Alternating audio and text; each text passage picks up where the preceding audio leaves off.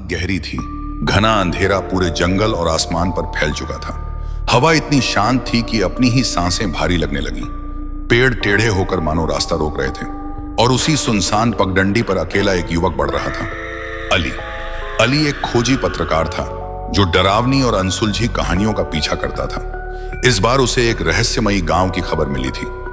एक ऐसा गांव जो के बजब नक्शे पर भी नहीं था।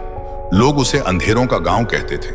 कहा जाता था कि वहां कभी सूरज पूरी तरह नहीं निकलता। सदियों से वहां धुंध और अंधेरा छाया रहता है। लोग धीरे धीरे लापता हो गए और फिर वह गांव वीरान हो गया। लेकिन अफवाहें थीं, वहां अब भी कुछ मौजूद है थे। अली जैसे ही गांव की सीमा में दाखिल हुआ, एक अजीब घुटन ने उसे जकड़ लिया। हवा में सड़न की गंध थी और हर ओर सन्नाटा पसरा था। पुराने मकान, गिरी हुई दीवारें, जले हुए खंभे, सब कुछ ऐसा लग रहा था जैसे वक्त यहां रुक गया हो। अली ने एक घर के दरवाजे पर दस्तक दी। कोई जवाब नहीं आया। फिर एक धीमी फुसफुसाहट कानों में पड़ी। यहां अंधेरा सांस लेता है, लौट जा। उसने पलट कर देखा, कोई नहीं था। झटका लगा, पर अली ने हार नहीं मानी। वह आगे बढ़ा। गांव के बीचों बीच एक कुआं था जिसकी गहराई में झांकते ही एक अजीब सी सरसराहट उसके कानों में गूंजने लगी। उस कुएं से काला धुआं उठ रहा था, जैसे जमीन के नीचे कुछ जल रहा हो। अचानक एक बच्ची की हंसी गूंज उठी, मीठी, मासूम मगर डरावनी। अली ने टॉर्च निकाली और उस दिशा में बढ़ गया।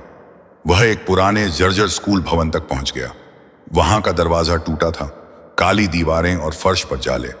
जैसे ही वह अंदर घुसा, दरवाजा अपने आप जोर से बंद हो गया। अली चौंक गया।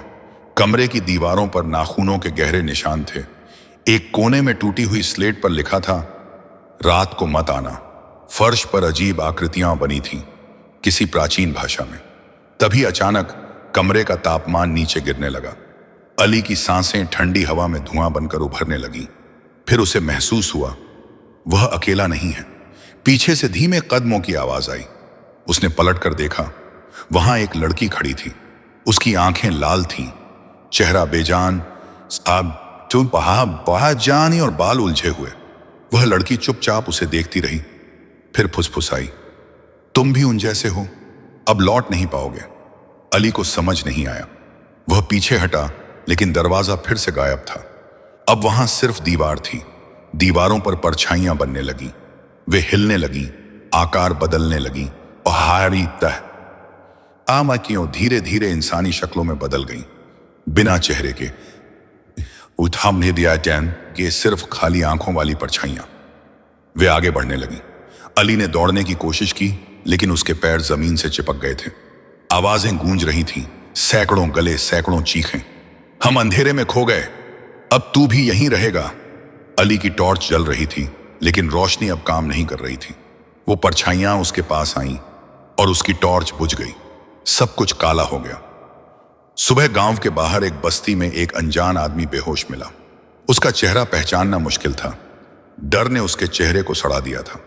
किसी ने जब उससे गांव के बारे में पूछा तो वह सिर्फ एक ही शब्द दोहराता रहा, सांस लेता अंधेरा, समाप्त। अगर आप चाहें तो इसका भाग आमानाइश साहब तो भी बनाया जा सकता है, जिसमें अली की वापसी की कोशिश, आत्माओं का रहस्य और गांव का इतिहास सामने आएगा।